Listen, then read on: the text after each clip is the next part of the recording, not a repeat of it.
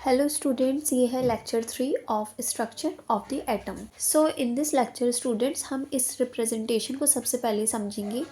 कोई भी एलिमेंट होता है, फॉर एग्जांपल ऑक्सीजन, तो उसके ऊपर और नीचे कुछ इस टाइप से नंबर्स लिखे होते हैं। तो आइए इन नंबर्स को हम समझते हैं।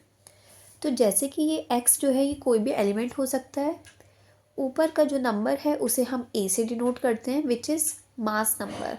एंड जो नीचे वाला नंबर होगा स्टूडेंट्स, वो जेड से डिनोट करते हैं और वो होता है atomic number. So what is difference between mass number and atomic number, one by one हम पढ़ते हैं। सो स्टूडेंट्स, एटॉमिक नंबर क्या होते हैं? Number of protons. मीन्स जो नंबर नीचे लिखा है वो है आपके एलिमेंट के अंदर कितने प्रोटॉन्स हैं, और जितने प्रोटॉन्स होते हैं उतने ही इलेक्ट्रॉन्स भी होते हैं। ये बात अंडरस्टूड है क्योंकि उसका इफेक्ट को न्यूट्रल करने के लिए। सो जैसे कि हमने एग्जांपल लिखा है, ऑक्सीजन का एलिमेंट है, इसमें हमें साफ दिखाई दे रहा है 8, क्योंकि नीचे 8 है, वो नंबर ऑफ प्रोटॉन्स 8 है।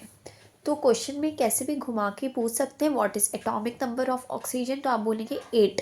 या फिर number of protons in oxygen, तो भी आप बोलेंगे 8। या फिर स्टूडेंट्स नंबर ऑफ इलेक्ट्रॉन्स, तो भी बोलेंगे आप 8, बिकॉज जितने प्रोटॉन्स हैं उतने इलेक्ट्रॉन्स होंगे।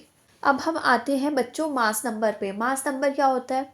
हमें पता है पूरे एटम का मास सिर्फ उसके न्यूक्लियस पे ही डिपेंड करता है, बिकॉज जो इलेक्ट्रॉन्स हैं जो ऑर्बिट में रिवॉल्व कर रहे हैं उनका मास बहुत ही नेग्लिजिबल है, बहुत ही कम है। तो मास किस पे डिपेंड कर रहा है बच्चों? न्यूक्लियस पर।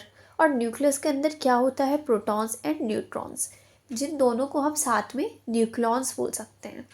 सो जो हमारा मास है वो न्यूक्लियॉन्स पे डिपेंड करता है। तो जैसे कि एक एटम है कार्बन का, उसे हम ऐसे लिखते हैं 6 atomic number, mass number is 12U। तो बच्चों इससे हमें क्या पता चलता है? नीचे 6 है मतलब 6 प्रोटॉन्स होंगे, और जो मास है बच्चों वो प्रोटॉन्स और न्यूट्रॉन्स दोनों को मिला के बनता है।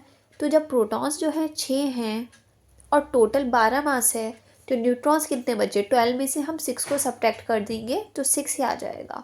मीन्स 6 ही न्यूट्रॉन्स हैं यहाँ पर। तो 6 protons and 6 neutrons is equal to 12 atomic unit. अब हमें पढ़ना है बच्चों आइसोटोप्स। आइसोटोप्स क्या होते हैं? ऐसे एलिमेंट्स जिनका एटॉमिक नंबर सेम है लेकिन मास नंबर अलग है। फॉर एग्जांपल 3 आइसोटोप्स होते हैं हाइड्रोजन के, इनका एटॉमिक नंबर आप चेक करिए 111, but mass number is different 1, 2 and 3। तो बच्चों इस हिसाब से इसके नाम हैं protium, deuterium and tritium. All of these are 3 isotopes of hydrogen. So इसमें बेसिकली क्या होता है, आप देख रहे हैं एटॉमिक नंबर सेम है मतलब प्रोटॉन सेम है, तो क्या बदल रहा है? ऊपर का मास बदल रहा है। मास में क्या होता है? Protons and neutrons, and protons are same, तो क्या चेंज हो रहा है बच्चों? न्यूट्रॉन्स। नंबर ऑफ न्यूट्रॉन्स जो है वो डिफरेंट है। अब आते हैं आइसोटोप्स की कुछ एप्लीकेशंस पर, वो कहाँ कहाँ यूज़ होते हैं। तो जो यूरेनियम एक एलिमेंट होता है उसका आइसोटोप यूज़ होता है बच्चों फ्यूल की तरह न्यूक्लियर रिएक्टर्स में। कोबाल्ट का आइसोटोप यूज़ होता है कैंसर को ट्रीट करने के लिए, एंड आयोडीन का आइसोटोप यूज़ होता है, ये भी एक डिसीज़ है गॉइटर, उसके लिए। So students, these are some applications of isotopes. इन आइसोबार्स क्या होता है बच्चों, जो एटॉमिक नंबर है वो तो सेम रहता है बट एटॉमिक मास चेंज हो जाता है। फॉर एग्जांपल कैल्शियम और आर्गन जो है वो एग्जांपल हैं आइसोबार्स की। आप चेक करिए इनका मास नंबर सेम है लेकिन एटॉमिक नंबर चेंज हो गया है, मीन्स प्रोटॉन्स चेंज हो गए, number of protons is different. Now बच्चों आपका चैप्टर यहाँ पे कंप्लीट होता है। आई होप आपको कोई भी डाउट नहीं होगा। Thank you.